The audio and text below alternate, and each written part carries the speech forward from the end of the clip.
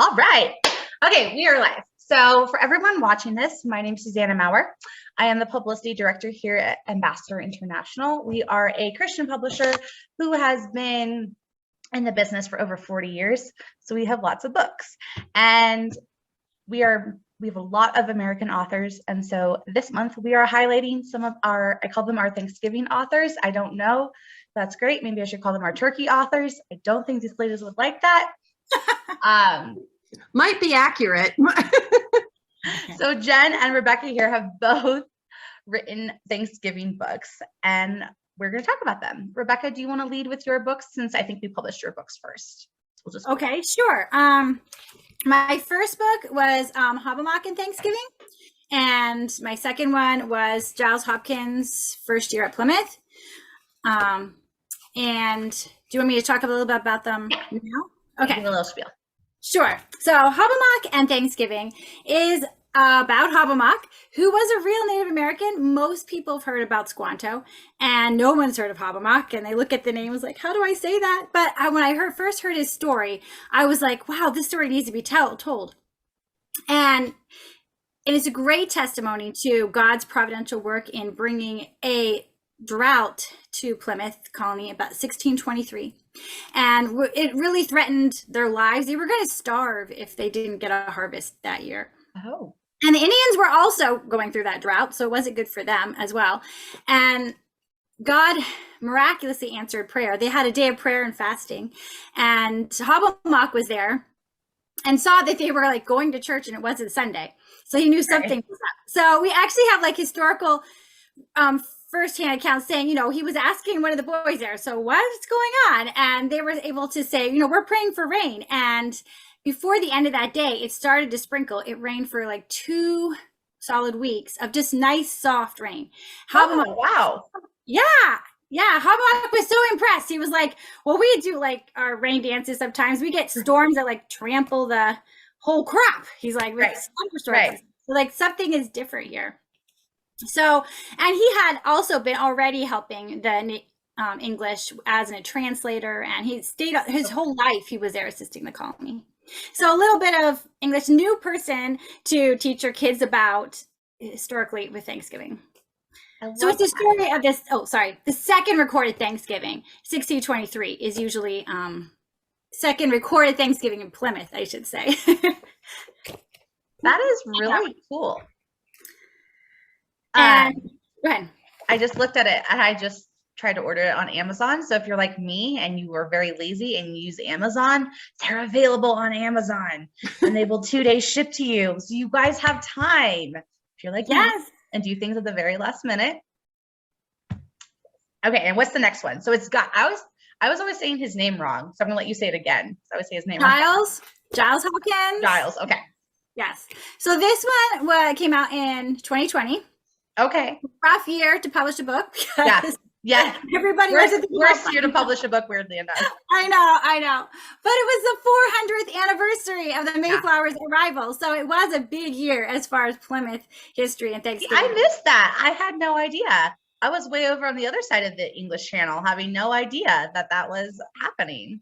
Really? Yeah. I mean, I know in Plymouth, Massachusetts, they had been gearing up for years for a big, celebration. And they expected people from all over the world, including Europe, to be coming, but COVID just shut the world down, basically. Yeah. So I wanted to I was like, there've been so many stories written about the first Thanksgiving and Plymouth. What could I do that would be fresh, different? So let's put it in context. When I go to Plymouth, when our family goes, we love it because it's on the beach. And somehow, I don't know, with other pictures, you sometimes get the idea that the first Thanksgiving was in the middle of the woods somewhere. Right. Yeah. I do. Yeah. That's or something. You forget, they were right on the coast. They might have even had like clam shells in there, oysters in their Thanksgiving preparation, because they, fish was a big part of what they did. So I love my original sources, my primary sources. So I wanted to just take kids through their first year, starting December 1620, when they got on land, started building their first houses, through the eyes of 12-year-old Giles, who was a historical figure. He went there with his family. His dad had already been to Virginia.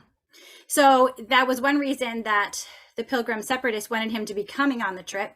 He already had some experience with the Native Americans, already been to America. Hence, they were, Giles' family first had Samoset stay in their house when the first Native American walked into their colony, in their town. So this gives like a overview from the December when the Mayflower arrives all the way through Thanksgiving. That is the coolest thing. I just ordered those for my kids. I'm not even joking, guys. I just clicked it.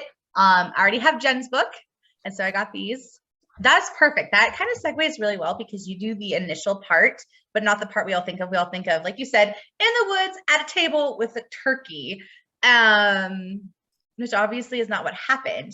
So then we go over to Jen, and Jen's book is really cool because it tells us why it's a holiday. So you want to take it from here, Jen? Right. Well, I'm going to preface this by saying there's actually 12 different claims to the first Thanksgiving in America. So I love Rebekka's approach to this because she takes primary sources and she talks about the first year in Plymouth, but doesn't necessarily say it's the first Thanksgiving because there's some debate. What does that mean? Primary sources. Yes, primary sources and accurate American history. Yes, girl. Yes, big fan. Okay, so fast forward to the middle 1800s when we're having this, well, we're out of the era of good feelings and everybody's in love with this brand new country and all the things that we can do. And now we're kind of doing a separatist thing and we're potentially into a civil war. And enter this young lady, Sarah Josepha Hale. Her father was a captain in the American Revolution, and she grew up in that era of good feelings. And that's also the time period where we kind of start to get this mythology of the first Thanksgiving because we get two primary sources that pop up about that Thanksgiving in that you just spoke about. So, and everybody's kind of looking for reasons to keep the glue of our country together. That feels familiar. What's that? Yeah, history repeats itself. So Sarah, she was a formidable little powerhouse. I like to akin her to the Energizer Bunny because she was about the same size, first of all. I don't even think she cleared 5 foot, maybe in her heels. And she was a single mom of 5 in the 1800s, which is a thing. She was our first editor of first female editor of an American magazine that focused on all kinds of Americana, like American writers, American fashion. She really spearheaded a lot of really cool things like women not having to give up their children and go into a life of servitude. And so gave them options for careers like writing, like being seamstresses, all kinds of really cool things. And throughout all of these different accomplishments that she was doing, she campaigned for Thanksgiving to be a national holiday. She was from New England, and in New England, Thanksgiving was not necessarily held on the same day. They ran anywhere from November to February, and they didn't really celebrate it in the South at all. And so she lobbied for almost 40 years, several different presidents, all of her congressmen, sometimes going door to door, going, hey guys, we should have a day to say thank you to God. Hey, have you heard? We should have a day to say thank you to God. Hey, you know what? I got a great idea. Let's all get together and say thank you. Put down your weapons and let's do this. And finally, after the battle at Gettysburg, Lincoln received her second letter, which we actually have. We have a copy of that, and so we know that actually happened. There's rumors that she actually went in person after Gettysburg and was like, "How about now?"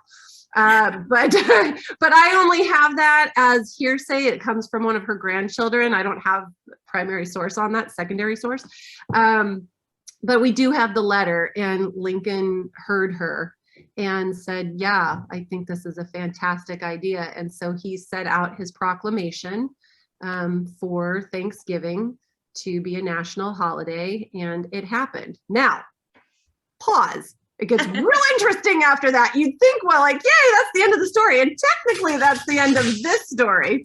But we have to fast forward to 1941 before Congress decides that it's a actual holiday. Do you want to hear that again? Because it's hysterical.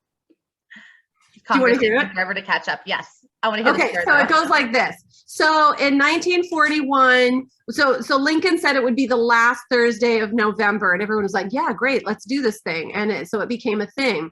Fast forward to 1941, and we're dealing with World War II, and the Retailers Association were like, could we back that up to the fourth Thursday of the month? Because then there's more shopping days before Christmas. And the president said, yeah, that sounds like a great idea. So signed his happy little thing, and away it went. And everybody lost their minds. The football games were screwed up. The calendars were screwed up. School vacations were screwed up. And everyone was like, we don't know what to do. 13 states moved it to the fourth Thursday. 21 states kept it. And Texas and Colorado were like, you know what? We're having 2 Thanksgivings. Hey, as someone in Colorado, I can support this. Right? I was like, that sounds like a great idea. That sounds like a fantastic idea. Congress was like, let's never do that again, ever. So they did a joint resolution. Thanksgiving became the fourth Thursday of the month, and little Sarah's dream was realized. So it's a great story. Oh, yeah. I did not know that the calendar date was always so tied to capitalism and consumerism. Like, I didn't Very know American. that. I thought that was something we made up in the 21st century, but apparently it was just an American thing. Like, we were like, it was an American thing. Yeah. I don't know if you know this, but places in Europe, like when I was in England, they now have Black Friday, which is really funny because they don't have Thanksgiving. And so they'd be like, Black Friday sales. And I was like, but what are you doing? I have Thanksgiving. You don't have Thanksgiving. That is amazing. Okay, so my first question was what inspired your book, but I think you guys touched on that both pretty well. If you want to add to that, that is just fine. We were talking a lot about primary sources, and so that's going to take us to the second question of what research did you do? And if you guys want to highlight primary sources, how you found them, all these things, I am actually trying to get both of your books into Sunlight because I think they would be great resources. Sunlight has a whole form and they get thousands and thousands of books, Cool. but I think they would be perfect for Sunlight. So I am really trying for you guys. So hopefully we'll just keep tagging them and they'll eventually see the books. And their office that reviews things is actually in Denver, which is like an hour south of me, north of me. So let's go with what research did you do? Rebekka, I'll let you lead. Okay. So I was still in high school when I read William Bradford's Plymouth Plantation. I had that book. I fell in love with the Pilgrims from that point on. I didn't get to delve into more research for a couple decades later, but went to Plymouth, Massachusetts, visiting, talking to people there, started getting more. So, I mean, Bradford's like the textbook on Plymouth history. And then Nathaniel Morton's Relation, as we like to call it. And all these are easily accessible. You can actually get some of them free online still, like Morton's Relation, or you could get it in print. I really love this little book because it's doable for us moms who don't have a lot of time to read. Edward Winslow, Good News from New England. It doesn't start until 1622, but this is a great like what happened after the first Thanksgiving. And then obviously it covers the second recorded Thanksgiving in Plymouth, 1623. Okay. So it's got lots of adventures. I mean, for high schoolers who can handle primary sources, don't want to. I was going to say that looks like high schooler level. Yeah, I like Good News from New England, Edward Winslow. Really enjoy this one. So that's several of them that I brought with me. Love that. So on my end, this all stemmed from a very interesting discussion at my Thanksgiving table. That my family is mixed. We have both Native and Caucasian. And over recent years, of course, because of modern everything, some real interesting discussions started happening at the table. And it just wasn't sitting right with me. And so I just started digging. Yeah. And then that led me to another thing. It led me to another thing, as you know, down the rabbit hole, as we say. I actually have ancestors that came over on Mayflower.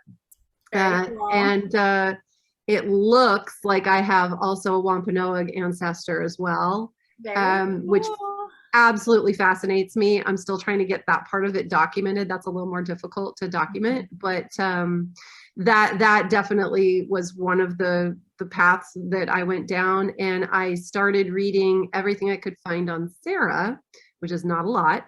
Right. And so then I started reading what Sarah wrote, which was awesome. She was just so feisty. And come to learn that she wrote a lot of the articles for the original American Ladies Magazine and Godey's Ladies Magazine under pseudonyms. So because some people didn't take kindly to women authors. So not at that time period. I know. Imagine. So my favorite was her column that she went on about,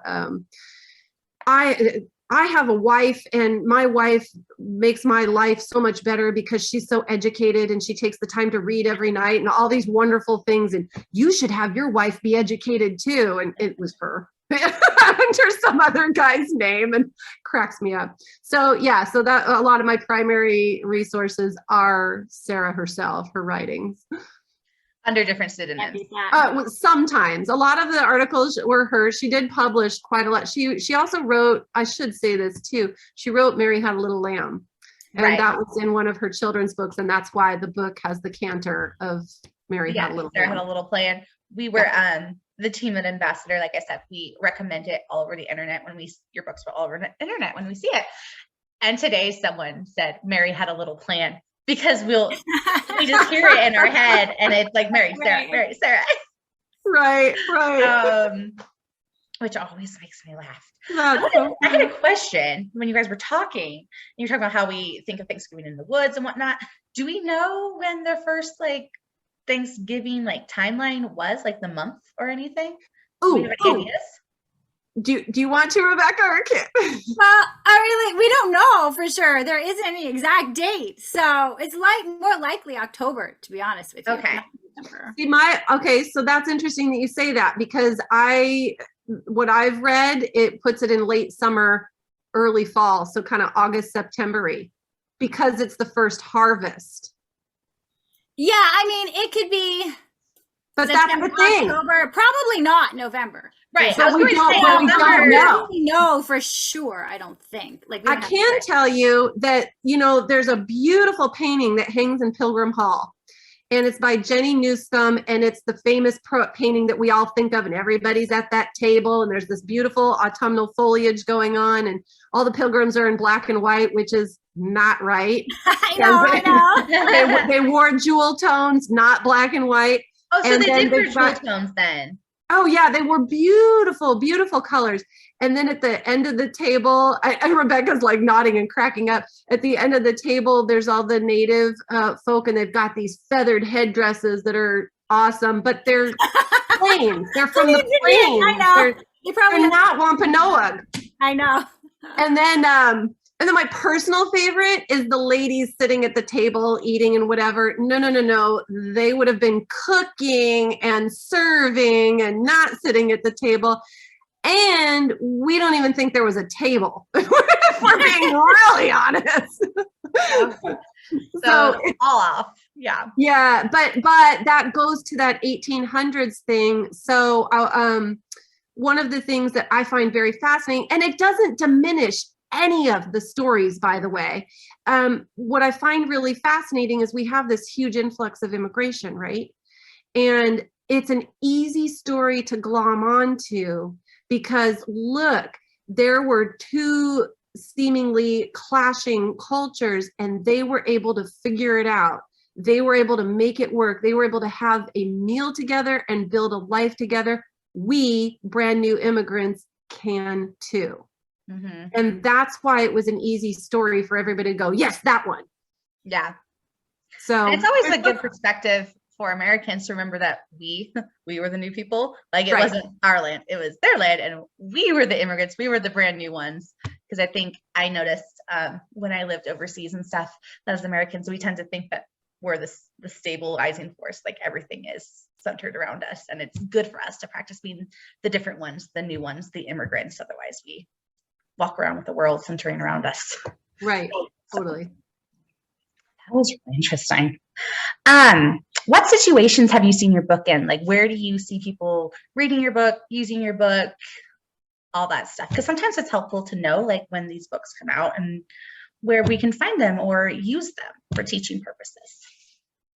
Sure. I guess I would say, I mean, mine are picture books, so they're great for younger kids. You just want to read them at Thanksgiving time. You can, because they're Plymouth history, anytime you're studying that part of American history with your elementary kids, pull them out and have pictures and historically accurate books to talk about. And we did work, Ambassador worked really well. We communicated with our illustrator because I'm like, I don't want belt buckles. I don't want them in black. I don't want them to have right. I remember Jen also brought up something.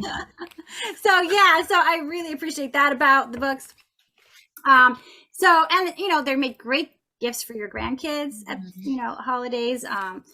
So school, Thanksgiving, and I'm so passionate as I'm sure Jen is, that we don't eclipse Thanksgiving. It's so sad. It's, I go into the stores now and it's just all Christmas. I'm like, oh, I would go and keep. But I think in general, the American people still love their Thanksgiving. And when I go to libraries or do library programs, the librarians are really open to Thanksgiving programming. Yeah, there's not that much out there to bring up that holiday, but they get good response. People come out, they still want to hear the story, the history, and they still see the value of thanking God.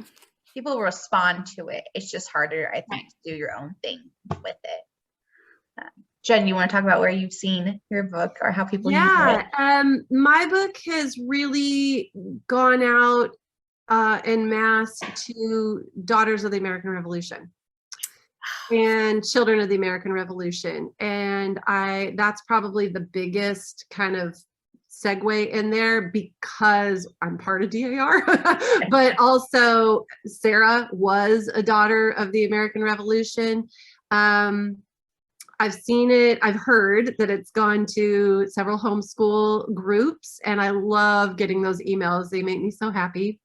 I know that it's gone to a couple libraries. I also know your books have gone to a couple libraries because I put them in with mine. So I was like, here you go.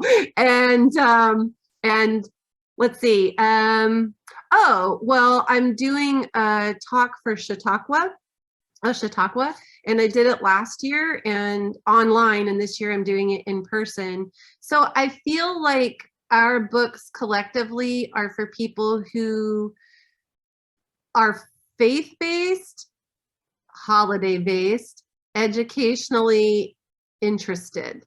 And there's a very cool intersection of those three things. And it makes for some really neat places for them to go. So, yeah.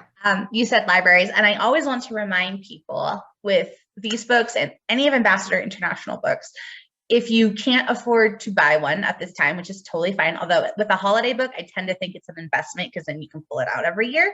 But if you're like, I need to need this book, don't want to spend the $15, always request them from libraries. Libraries respond to requests. So they may not have them in stock, but they will respond to requests because they will get the book. And if it's a Christian book, that's just fine. They will respond to it. So always request these books at your libraries, and then other people may see them, and it just adds to it. So that's a really easy way to get your hands on some incredible books if it's not in the budget this year. Like I said, I look at these books and I read through these books, and they look like perfect, like homeschool books to me. And I actually might give the copies of my books to my daughter's preschool because she goes to a Christian preschool, and have them read them. So little things like that, because I think as parents, as a mother, I'm always looking for books that are historically accurate for my children, because it is hard to find a book that is based on history that is historically accurate. Like, there's lots of children's books out there, and there's lots of historically accurate books out there, but when they converge, there's a very small Venn diagram with those. Well, and one thing I appreciate too is that we were asked to do discussion questions. So it's not just the book, right? It's not just the story. It's take it a step further, make it a little bit more meaningful. And I think, so I had my favorite feedback that I ever received was from an American who immigrated to Canada. And bought the book and said, this is a college thesis in a bite-sized format that anybody can wrap their head around. And he ended up buying multiple copies and just handing them out to a bunch of people, because he's like, Canadians don't understand Thanksgiving. They don't understand. They have Thanksgiving, but it's different. It's different. They don't have that same giving thanks involved so intimately in the historical moments of their history. It's a different history. And so he's like, here, understand it. So that to me was huge, right? Oh yeah. That's a really good point. I had a hard time when we lived in the UK, and my son was 3 to 7 when we lived in the UK, and they'd be like, why Thanksgiving? Like, I don't understand. Why is it Christmas again? Like, why are you having Thanksgiving? And I would try to explain it, but it would be really helpful just to hand them a book, be like, here, read it. So that's brilliant. I love that idea. Well, and I like these particular stories because they're all historically accurate, and they challenge a little some of the notions that we have going on about Thanksgiving right now. Sometimes when you say the word Thanksgiving, people kind of go, oh, hands off, because of cultural appropriation or well, there's a great number of things. I've had several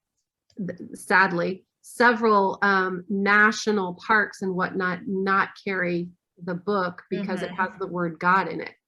Yeah, it was kind of ironic because we had that happen, and then I recommended it in a Christian book group, and they said it wasn't Christian enough. Right. And I was like, well, I don't know what you want me to do here. Right. We're living in a time where people are kind of very firmly entrenched in their little camps, whatever that camp is. So it's a little difficult in some ways. It's a challenge, but that's why I like these books, because they are what they are, and they aren't what they weren't and what they aren't. Does that make sense? So, and you can read it to the kids. They'll get a little snippet of what a child can absorb. And then you as a parent or grandparent can fill in the details, add more, ask questions, help them digest it. And so they're written 100%. For kids. So yeah, they're written for kids. But parents learn as they read too. Exactly. When I had to Google Sarah, which Sarah Josepha Hale, she had a Time magazine article written about her. Did I send that to you? Yeah. So if you Google her, it pops up in Time. Like, we're not making this up, people. Which I thought was so cool. I think my headline was, what is Time magazine and Ambassador International have in common? But what I really like about these books is they don't take the romanticized approach that we took for a while about Thanksgiving.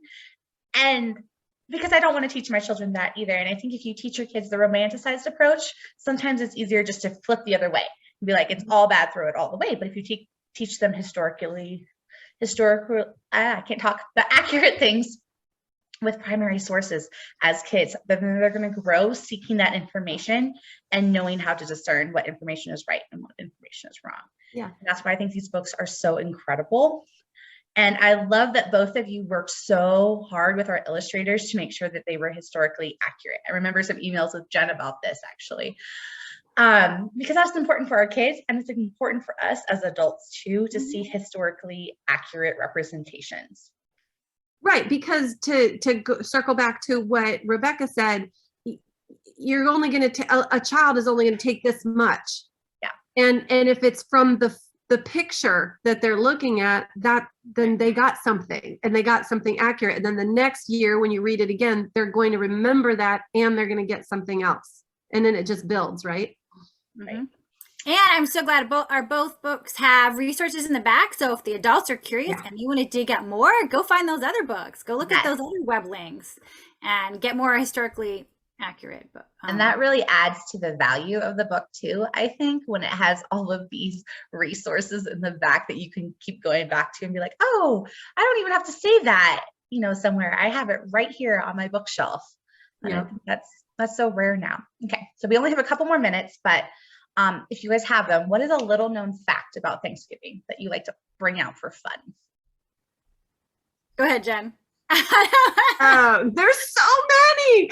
I was like, Jen's gonna have a bunch. She's like, I guess the first one would be that there are 12 conflicting claims to the first Thanksgiving, which teaser upcoming book is going to be, what is the first Thanksgiving? Why is it so important to have that designation? Or is it important to have that designation? Ooh, so I love that. Because if we're talking about what it is, does the first need, where's the importance lie, right? It's not like it's Christmas where it actually matters here. Right. So, because they're all intimately entwined with our history. So I think that's very fun. And then I also think it's fun about the two Thanksgivings in 1941. I think that's a really fun little fun fact. Well, it's a whole story, isn't it? But it's hilarious and it's good. How about you? Oh, so I guess I'm mostly focused on the Plymouth Thanksgiving in my books, which I totally get. I'm excited to know about all the 12. We were just down in Virginia and learned about the Berkeley Thanksgiving, 1619. So that was so cool too. So, and the great thing is that there's so many, so we don't have to get bored or whatever with just the Pilgrim Thanksgiving. We have lots to teach our kids, so many examples. But getting back to like trying to get our heads wrapped around the first Thanksgiving in Plymouth, as it's called. It's like when you think about who was there, and that was like a lot of the Pilgrims, almost half passed away that first winter. So there was only about 5 married women who survived that first winter. So you have a small group of women, lots of kids. The kids fared the best that first year at Plymouth. And so this was the English side. And then you have the Wampanoag who showed up, Massasoit, and about 90 Braves. So I don't think we have anything to complain about when it comes to like making our Thanksgiving meals these days. So we get discouraged, like, oh, we're having the whole family come over, or, and I was like, wow, can you imagine back in those days, But Christian hospitality, I think, is so important, inspiring, and something that is important, whether they're immigrants or just your family members. And I remember as a kid growing up, we had an Indian family over for Thanksgiving because we didn't live near Indian, as in from India, near any family. And it was really funny. We did the whole traditional, turkey, sweet potatoes, and they sort of took a little bit of everything just to try it. But I think they enjoyed it. It was so fun. And so Thanksgiving's fun to share. It is. We have about 2 more minutes, but when I was in the UK, that's what I would do. For my British friends, I'd be like, guys, you want some pumpkin pie, not some pumpkin soup? And in 2020, we weren't allowed to have gatherings. So I opened up my back door and did drive-through Thanksgiving and let people stand and like stick their heads in. And as long as their feet were inside, I decided it was fine. And we just did drive-through Thanksgiving, and it was really fun to share. And it really showed me how much the community is essential, especially when you're going through hard times. So I love that. I think I love these stories because I think my favorite thing about Thanksgiving is there's no one way to do it. Right. I love that. The crux of the matter is community. And the second crux of it is giving thanks to God for what you've been so richly blessed with, and then sharing it. Right. And so who are any of us to say it has to be done a certain way? And it's constantly evolving as we learn more about the past and as we become whatever we're becoming as a nation, or so I love everything you guys just said. Oh, well, I wish we could talk forever, but I only have the cheap version of Zoom, so we're gonna have to close. Well, thank you so much for hosting us. Thank you guys so much for joining me. I'm so proud of us for connecting 3 mom schedules at the same time. High five, ladies. You guys can, if you struggle to remember the title of the books, just Google Thanksgiving into the Ambassador International search bar, and they'll pop up, and they're available at multiple retailers. All right, everyone, have a great day.